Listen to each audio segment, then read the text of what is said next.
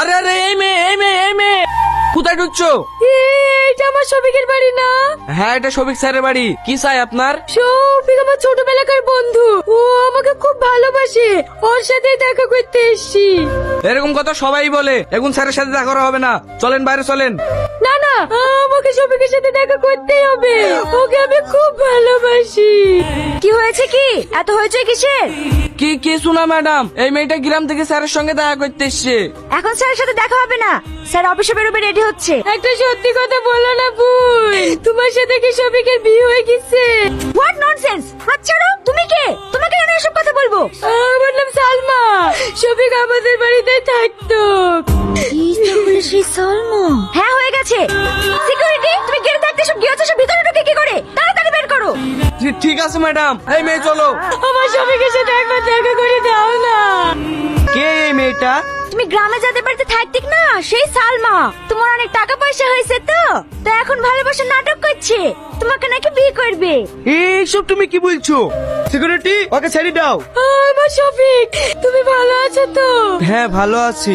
তুমি কি সত্যি বিয়ে করে ফেলেছো? না না, আমি বিয়ে করিনি তো। আমি জানি তো, তুমি আমাকে খুব ভালোবাসো, তুমি আমাকে ছেড়ে অন্য কাউকে বিয়ে করতেই পারো না। এইসব তুই কি বলছি?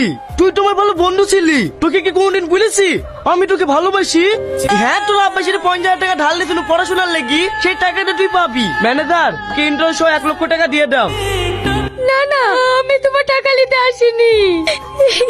সে তো আমি বুঝতেই পারছি, তোমার এই কটা টাকায় পেট ভরে তুমি পুরো সম্পত্তি দখল করতে এসছো।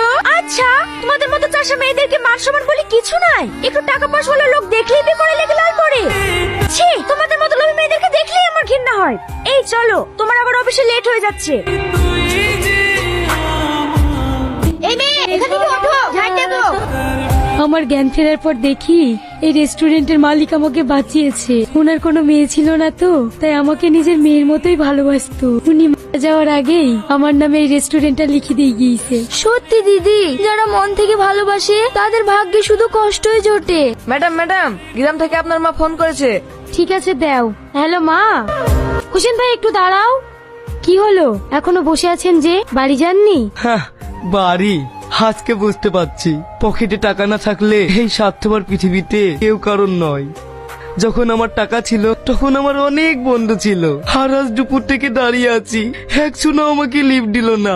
ঠিক আছে চলেন, আমি লিফট দিচ্ছি। থাক, তোমাকে আর কষ্ট করতে হবে না। এই শহরে এসে আমি যেটাকে আপন ভেবেছিলাম তারাই তো কেউ আসলো না, আর তোমাকে তো আমি। ওসব কথা এখন আর না তুলাই